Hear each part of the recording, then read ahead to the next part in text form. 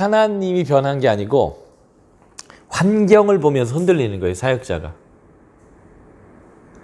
하나님은 변함없으시다는 걸 알아요. 하나님 신실하다는 것도 알아요. 하나님 얼마나 능력이 있다는 것도 알아요. 그런데 하나님 이 백성은 안 되겠다는 거예요. 이걸 왜 제가 또 이렇게 해석하냐면요. 열왕기상 한번 펴주시겠어요? 열왕기상 19장입니다.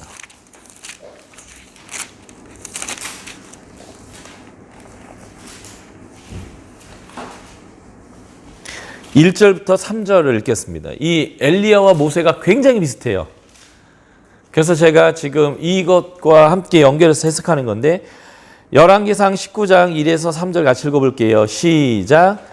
아합이 엘리야가 행한 모든 일과 그가 어떻게 모든 선지자를 칼로 죽였는지를 이세벨에게 말하니 이세벨이 사신을 엘리야에게 보내어 이르되 내가 내 이맘때에는 내 생명을 저 사람들 중 한 사람의 생명과 같이 그렇게 하지 않으면 신들이 내게 벌 위에 벌을 내림이 마땅하니라 한지라.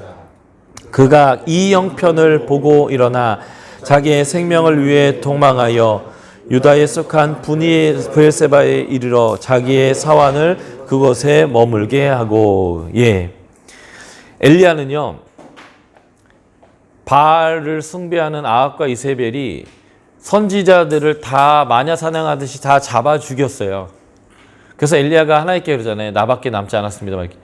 그런 상황에서 하나님이 아합에게 교훈하고 벌을 주기 위해서 아합에게 가서 내가 말하지 않으면 비가 안 올 거라고 얘기하라고 했을 때 가면 잡혀 죽는 건데도 가서 말했어요.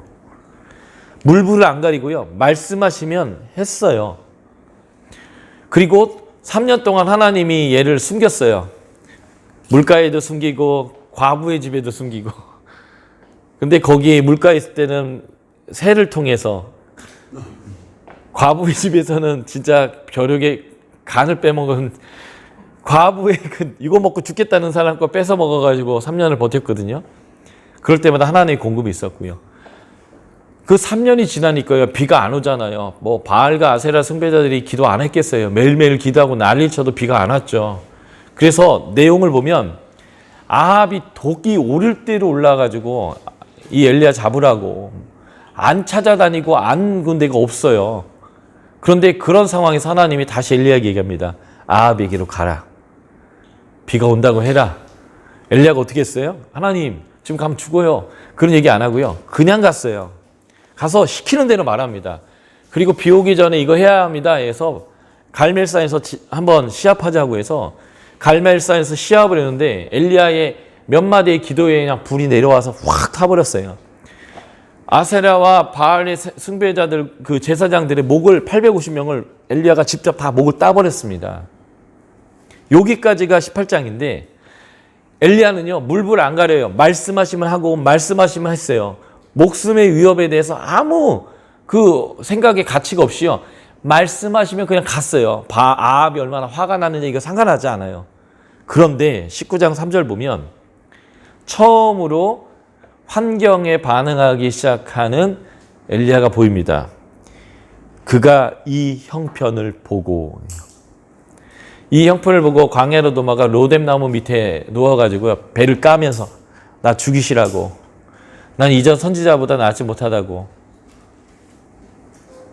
이게 사역자가요, 형편을 보면, 상황을 보면 문제가 생기는데, 저는 모세가 이 상황을 본 거예요. 하나님은 변함없는데, 40년 하나님이 그렇게 애지중지 키우고 먹이고 입히시고 보호하시고 싸워주셨는데, 한치도 변화가 없냐 어떻게? 그 이전 세대와? 이게 엘리야의 마음 가운데 들어온 것 같아요. 바로 그럴 때 무엇이 일어나요? 퇴역이 됩니다. 사역에서 퇴역돼요. 엘리야가 여기서 이제 사역에서 퇴역하는 거예요. 하나님이 엘리야를 먹이시고 마신 다음에 광야 40일 동안 금식시키고 시내산에 데려갑니다. 40년 금식 시내산 누가 떠올라요? 모세예요. 모세의 자리로 간 거예요. 모세의 자리가 뭔지 아세요? 하나님 나라 세우는 자리요. 그러니까 하나님은 포기 못 하시겠다는 거죠. 누가 포기했는데? 엘리야가 포기했는데. 나 죽이세요. 나 못합니다. 나 이전 선지자보다 나은 게 없습니다. 엘리야 포기잖아요. 그때 하나님이 엘리야에게 시내산에서 말한 게 뭘까요? 너를 대신해서 엘리사 세워라. 아합 왕을 대신해서 내가 예후란 사람 세울 거니까 걔에게 기름 부어라. 그리고 너희가 똑바로 안 하면 내가 인생 채찍으로 너희를 벌 주려고 세운 애가 있는데 아람의 하사엘이라는 장군에게 기름 부어서 베나닷을 대신한 왕이 되게 해라. 하나님이 난 포기 못한다 이렇게 얘기하신 거예요. 하나님의 사역자가 언제 사역을 그만두고 떠나야 되냐면 믿음을 잃을 때인데, 그 믿음이 뭐냐면 하나님의 그 본질에 대한 믿음이 아니라 하나님 이 세상 못 바꿔요 당신은. 얘네들 못 고쳤어요. 하나님이 아무리 사랑해도 이 땅은 소망이 없습니다. 그냥 그만두세요 라는 마음이 사역자 안에 딱 들어오면 그때 모사도 퇴역이고요. 엘리야도 그때 퇴역이에요. 사역에서 나오게 됐습니다. 근데 이거를 어떻게 생각해야 되냐면 40년 쓰더니 이렇게 한번 믿음 없으니까 버리네. 엘리야가 그렇게 많은 일을 했는데 이렇게 좀 로뎀나무 밑에서 배째라고 한번 했다고 버리네. 이게 아니고요. 모세와 엘리야 지금 다 천국 가 있잖아요. 그리고 변화산에서 봤더니 예수님 만나러 내려와 있고요. 버리는 게 아니고요. 하나님 이렇게 얘기하는 거예요. 고생 많았다. 애썼다. 네가 정말 최선을 다했다. 야. 이제는 젊은 놈 시킬게 이제 그만 내려놔도 될 것 같아. 하고 이 멍에를 어깨에서 멍에를 내려주는 사건이지 쓰다가 버리는 사건이 아니라고 이해해야 되는 게 맞는 것 같아요. 그런데 아쉽죠. 하나님 이거 마침표까지 찍어야 되는데 제가 여태까지 한 일이 아까워서. 근데 그것까지 할 수 있는 영광은 주어지지 않아요. 믿음을 버리면요. 이스라엘 첫 세대가 가나안 정복하는 영광을 못 누렸듯이 모세가 그 땅에 들어가서 내 사역의 마침표를 못 찍었던 것처럼 엘리야는 어마어마한 사역자였지만 그 어마어마한 사역의 마침표, 하나님 나라의 완전한 회복에 대한 그 마침표를 못 찍었던 이유 중에 하나는 그들이 믿음을 잃었기 때문인데, 그 믿음을 잃어버린 이유가 뭐냐면 하나님에 대한 신뢰를 잃어버리는 게 아니라 상황을 보는 거예요. 이건 당신도 안 되는 것 같습니다. 가데스 바냐에서 첫 세대가 왜 가나안에 못 들어가게 됐어요? 하나님, 당신도 이건 안 되는 일이에요. 거기는 안악 자손이 있거든요. 우리는 하나님이 도와준다고 해도 안악 자손하고는 안 돼요. 이런 내용이잖아요. 하나님에 대한 그 믿음이 상황에 의해서 흔들리기 시작하면 그 사람들은 거기까지 사명을 해야 하는 것이다라는 것들이 이렇게 반복적으로 보여집니다. 이게 이제 무리바 사건의 아주 중요한 사건이고요. 이제 21장에서 세례 시내를 건너게 되고, 제가 이제 이 무리바 사건뿐만 아니라 이 놋뱀의 사건이 아주 중요한데, 그리고 여기에 모압 여인과 간음하는 25장의 사건이요. 이게 1세대와 2세대가 그놈이더라 40년 동안 했던 모습이기도 해요. 그런데 하나님이 이러한 훈련의 과정을 겪었기 때문에, 하나님의 훈련의 과정을 이스라엘 백성이 겪었기 때문에 요단강을 건너고 할례를 시행하고 성벽을 말없이 돌 수 있는, 그것이 뭐냐면 이럼에도 불구하고 하나님이 포기하시지 않았기 때문이다라고 하는 얘기. 이게 이제 민수기에서 우리가 봐야 되는 아주 중요한 맥락이다라고 보여져요. 40년 지났는데 그놈이에요. 첫 세대나 두 번째 세대나 도찐 개찐이고 도토리 키재기고. 그런데 중요한 건 이거예요. 어차피 인간은 도찐 개찐이고 고만고만하고 그래요. 그런데 그럼에도 불구하고 하나님, 당신이 한다면 하실 수 있어요. 요 믿음이 두 번째 세대에게 있었던 것 같아요. 도덕적 수준이나 뭐 모든 부분에서 비슷비슷했는데, 배고프면 짜증내고 어려우면 뭐 화내고. 요 놋뱀 사건이 또 그 불평하다가 배 물린 사건이잖아요. 그런데 하나님이 놋뱀 보여주시면서 용서해 주셨거든요. 그래서 뭐 위대한 사역자나 그렇지 않은 사람이나 본질로 보면 다 그놈이에요. 하나님 입장에서는. 그런데 차이가 있다면 나는 그놈인데 당신은 이 일을 꼭 하실 수 있을 것 같아요 라는 믿음만 있어도 하나님이 그 일을 이 사람과 함께 한다는 거. 이게 이제 이 민수기에서 보여주는 아주 중요한 메시지가 아닌가 싶은 거예요. 조금 더 의지가 강하고 약하고가 있고 좀 더 도덕적으로 더 낫고 더 아닌 사람들의 차이가 있겠지만 그게 하나님의 사역을 좌지우지하는 게 아니라 하나님 당신이 하신다면 이 일은 이루어질 것을 제가 믿습니다. 제가 저를 봐도 안 되고 제가 상황을 봐도 이건 안 될 일인 거에 맞는 것 같이 생각이 들지만 그러나 하나님 당신을 내가 바라보니까 이건 되는 일 같아요. 모든 조건 중에 오직 당신이라는 이 조건 때문에 이게 가능할 것 같습니다. 요거 하나에 사실은 판별이 나는 거예요. 그 영광스러운 하나님의 일에 참여되는가 여기서 퇴역하는가 라는 거죠. 그래서 요 세 사건을 기억하십시오. 20장의 무리바 사건, 21장의 노뱀 사건, 그리고 25장의 모압 여인과 음행하여서 실패한 사건. 이 모압 여인과 음행하여 실패한 사건은 창세기 6장을 떠오르게 하는데, 그러니까 창세기 6장을 읽는 원독자는 거꾸로 이 사건이 최근에 있었던 출애굽한 2세대들인데, 이 사건이 뭐냐면 모압 왕 발락이 겁에 질렸어요. 이스라엘 백성들 보니까 수도 어마어마하고요. 200만 명, 그 줄이 끝도 안 보여요. 그리고 이들을 애굽에서 출애굽시켰던 하나님 얘기도 들었고요. 그리고 여기 아모리 왕과 시온과의 전쟁에서 하나님이 이기게 하신 그 소식도 들었습니다. 첫 세대가 군사훈련한 것은 10가지 재앙, 홍해 사건, 그리고 출애굽 17장의 아말렉과의 전쟁이라면 두 번째 세대들이 전쟁을 통해 훈련을 경험했던 사건들이 이 사건들이거든요. 아모리아 왕, 시온. 그래서 이 발락이 겁에 질렸어요. 발락이. 그래서 이거는 영적으로 해결해야 되겠다 싶어가지고 그 당시에 영험하다는, 영적으로 뛰어나다라는 이방 선지자 발락을 불러들인 거예요. 발락은 하나님의 선지자 아니에요. 아니, 발람은 영적으로 민감한 사람이에요. 접신하는 사람이에요. 그러다 보니까 하나님이 그에게 찾아가서 말을 하니까 얘가 또 신이 말하느냐는 것을 아는 거예요. 원래 무당 중에 접신하는 무당들은 신의 존재를 다 인정해요. 내가 주로 섬기는 신이 누구냐라는 것에 매여 있긴 해도 다른 신들 다 인정한다고요. 그래서 가끔 간증 중에 그런 거 있잖아요. 무당 찾아갔더니 야, 너는 예수신 말고는 해결이 안 되겠다. 예수나 잘 믿어라. 너 교회 다니잖아. 여기 왜 왔어? 그냥 교회 예수나 잘 믿어. 그게 네 답이야. 그러니까 무당이 그런 얘기를 할 수 있는 이유가 뭐냐면 무당은 신의 세계를 알기 때문에 그런 거거든요. 그러니까 이제 이 발람을 통해서 저주하려고 하는데 이 22장부터 24장의 이 긴 얘기의 핵심은 이거예요. 발람은 저주에서 돈을 벌고 싶은데 저주를 하려고 입을 열면 하나님이 감동으로 축복이 나오는 거예요. 그러니까 발람이 막 버럭 화를 내거든요. 그러면 장소 옮깁시다. 옮겨서 하면 또 축복이 나와요. 옮깁시다. 옮겼는데 또 축복이 나와요. 그래서 4번 축복했어요. 그러니까 안 되겠다. 그러니까 결국 이 본문이 말하는 핵심 메시지는 이거예요. 하나님이 축복하기로 한 민족은 그 어떤 사람도 저주할 수가 없어요.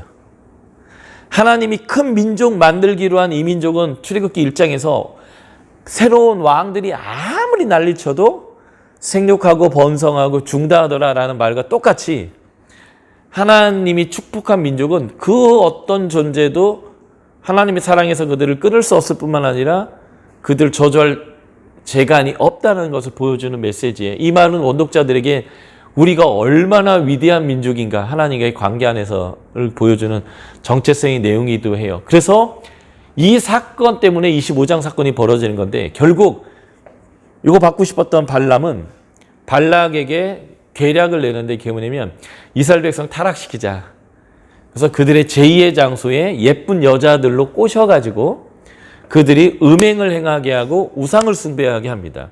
이게 바로 창세기 6장에 하나님의 아들들이 사람의 딸들의 아름다움을 보고 그들과 관계를 해서 네피림을 낳았다는 얘기의 배경이 되는 거예요. 이 사건을 최근에 경험했던 이스라엘 백성들은 창세기 그 얘기를 보면서 우리가 큰일 날 뻔했구나. 이게 이제 신명기 6장에 나오는 이방 여인과 결혼하지 말고 네 아들과 딸을 이방의 아들과 딸에게 주지 말라라고 하는 명령과 연관되어 있는 말씀이기도 하고요. 그래서 이러한 사건의 배경들이 창세기를 읽는 사람들에겐 굉장히 중요한 메시지로 이제 다가오고 있다라고 보시면 좋겠고, 그리고 26장에 두 번째 인구 조사가 되면서 이들이 공식적으로 하나님의 군대로 다시 재편성되고, 이들이 가나안 정복 발람과 발락을 이때 여기서 이제 죽여버려요. 미디안과의 이 정복 전쟁을 통해서 예행 연습을 한 번 더 하고, 그리고 이제 가나안으로 이제 넘어가는 이 사건이 이제 민수기 20장부터 37장까지의 내용 가운데 우리가 봐야 될 아주 중요한 사건들입니다. 예.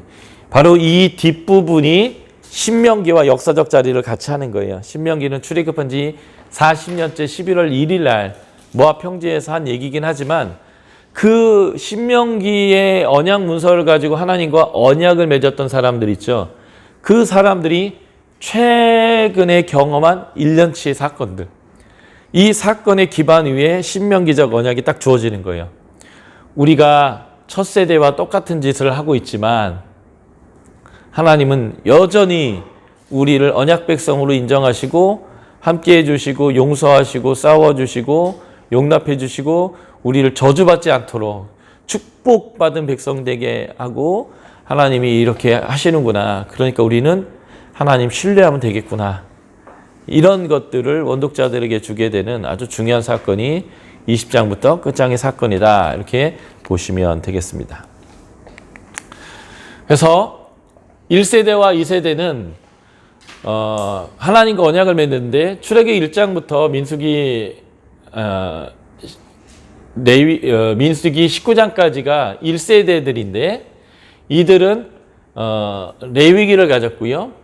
민수기 20장부터 26장까지가 이제 출애굽 2, 3세대들이 하나님과 이제 관련되어 있는 본문들인데, 신명기의 법전을 이들은 갖고 있어요. 하나님이 재창조로서 하나님 군대를 형성하는데 애굽에서 이들을 큰 민족 만든 것처럼 이들은 광야에서 큰 민족이 됐습니다. 그래서 발락이 봐도 두려울 정도로, 그래서 끝도 보이지 않는 이 민족으로 이들이 됐고요. 그래서 저주하려거나 하려거나 축복만 선포되는 이런 사건들이고요. 하나님 군대로 훈련된 것이 10가지 왕과 아말렉과의 전투라면, 아랏 왕과의 전투에 아모리 왕 시온과 바산 왕과의 전쟁, 미디안 5 왕과의 전쟁이 바로 이 전투적 실행, 예행 연습이에요. 요단강 건너기 전에 하나님이 이렇게 훈련시키셨고, 인구조사가 있었는데 똑같이 군대의 수 20살 이상 레위인 이스라엘 자손과 함께 계수되지 않았다라는 내용들, 레위인의 인구조사는 다른 형태로 되어졌다는 것, 그리고 아론 가문에 대한 소개가 있다라고 하는 것, 하나님이 제사장 나라의 제사장으로 세운 것은 아론이다. 이게 이 민수기에서 되게 강조돼요. 그 강조점이 바로 38년 얘기가 되어져 있는 16장부터 19장의 두 얘기, 16, 17장이 사건이고 18, 19장이 규례인데 16, 17장의 내용이 바로 아론의 쌍난 지팡이거든요. 고라당의 반역과 함께 아론이 강조되는 거죠. 그리고 언약을 맺는데 시내산에서 모압에서 제사장이 아론이고 엘르아살이고요. 산에서 지도자를 부르는데 호렙산에서 모세를 불렀다면 아바림산에서 여호수아를 이제 세우시는 얘기가 언급되고요. 백성들의 불순종의 모습이죠. 근데 여기 제가 이거처럼 르비딤 사건이고, 이러한 불순종의 사건을 보면 첫 세대와 두 번째 세대가 거의 같은 모양새로 하나님 앞에 불순종하지만 하나님은 여전히 이 백성에 대한 소망을 놓고 있지 않다라는 거예요. 모세는 퇴역해도 하나님 그래서 여호수아를 통해서 그 일을 완성하는 거예요. 첫 세대가 포기하면 두 번째 세대를 일으켜서도 하나님이 그 일을 하시는 거죠. 이 하나님의 포기하지 않고 신실하게 이 백성과 함께 해주시는 이 사건 때문에 아브라함도 자식을 바칠 수 있었고 이 출애굽 두 번째 세대는 하나님 나라를 세울 수 있었습니다. 언제나 우리의 의로움보다는 하나님의 은혜가 먼저이고 하나님의 은혜로 말미암아 우리가 약간 의로울 수 있어요.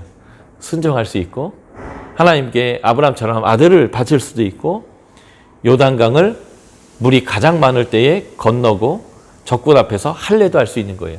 어떻게 보면 그게 굉장한 의 같지만 하나님의 정말 어마어마한 신실함 때문에 우리의 약간의 의가 발휘될 수 있는 것이다라는 것이 이 이스라엘의 역사를 통해서 우리에게 보여지는 내용이다라고 보시면 되겠습니다.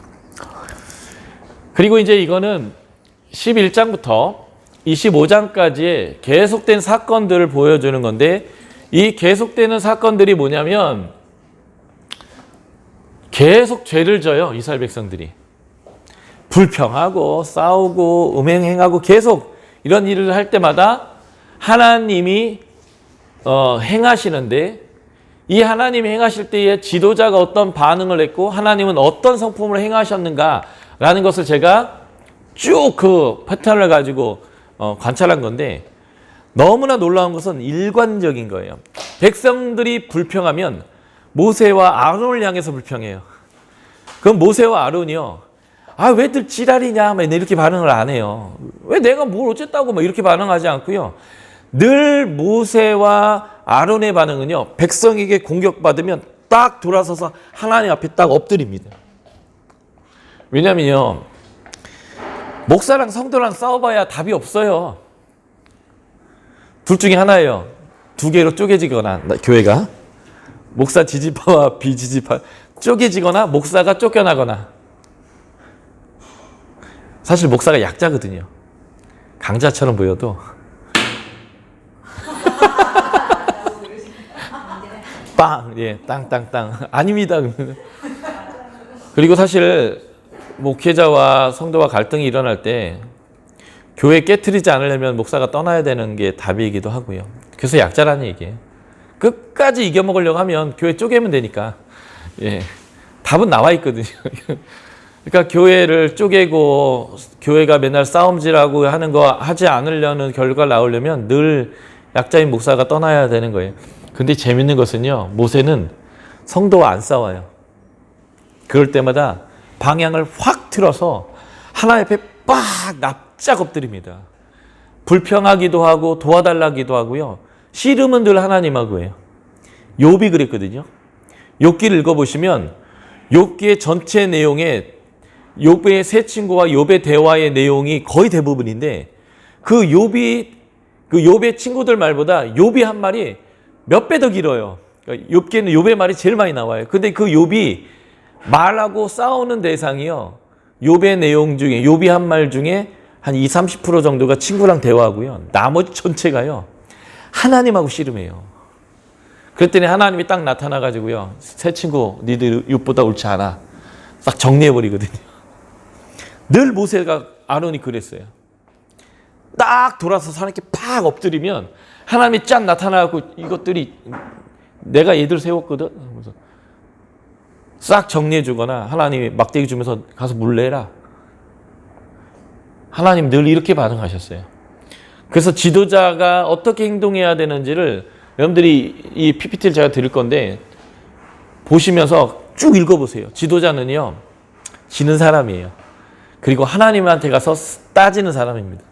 그러면 하나님이 내가 세운 지도자에 대한 권위를 세워주십니다. 그 대표적인 얘기가 아론의 쌍난 지팡이이기도 하고요. 우리가 이기는 방법은 지는 거고 하나님한테 씨름하는 거예요. 그러면 사역자가 하나님에 의해서 들려줍니다. 교회가 쪼개지지 않고도 하나님의 교회가 건강하게 서는 방법은 문제의 해결은 하나님에게 있다는 것을 아는 지도자가 목사가 선생님이 성경을 더 아는 사람은 성도와 싸우지 않고 문제의 해결점이 하나님이 있으니까 성도와 싸우는 게 아니라 하나님과 씨름하더라. 이게 이제 이 도표에서 보여주는 아주 중요한 메시지고요. 두 번째, 가데스 바니아의 사건 이후에는 하나님은 그들의 모든 불평에 대한 피로들을 다 공급하셨습니다. 그러니까 사실 배고프고 목마르고 덥고 힘들면 불평이 나오는 게 인지상정이잖아요. 하나님 그럴 때마다 너 니들 정말 이런 식으로 나올 거야? 늘 이런 반응보다는 야 그보다 더 좋은 반응이 있지 않아? 라고 하시지만 하나님은 그들의 모든 필요에 공급하셨다는 거예요. 우리 하나님은 공급하시고 아껴주시고 책임져 주시고 모든 것들을 우리에게 해주시는 하나님인 것들을 여기서 발견합니다. 그런데 하나님이 용서 못하겠다라고 했던 게 있어요. 그게 뭐냐면 하나님에 대한 근본적 신뢰. 당신이 도와줘도 이건 될 일이 아니니까 우리한테 이런 거 시키지 마세요. 라고 할 때 하나님이 굉장히 화가 났어요. 특별히 하나님의 나라가 지금 세워지기 코앞인데 그 다 된 밥에 죄를 콧물을 빠뜨리는 사건이어서 하나님이 화를 냈지만 아까도 제가 말씀드렸죠. 버리지 않았다고요. 인류 역사상 가장 하나님 가까이에서 하나님 임재를 눈으로 보고 하나님이 주신 것을 먹고 마시고 하나님의 임재 가운데 살았던 아주 독특한 백성으로 하나님께서 이들에게 은혜를 주었다고요. 그 은혜이기 때문에 두 번째 세대가 하나님 앞에서 제대로 설 수 있는 가능성이 그래서 열린 것이라는 것. 이게 이제 우리 하나님의 성품을 배우는 것, 그리고 지도자의 행동해야 될 바가 무엇인지를 배우는 것, 이런 부분들이 이 도표를 통해서 여러분들이 이제 보실 수 있는 아주 중요한 메시지다라고 보시면 되겠습니다.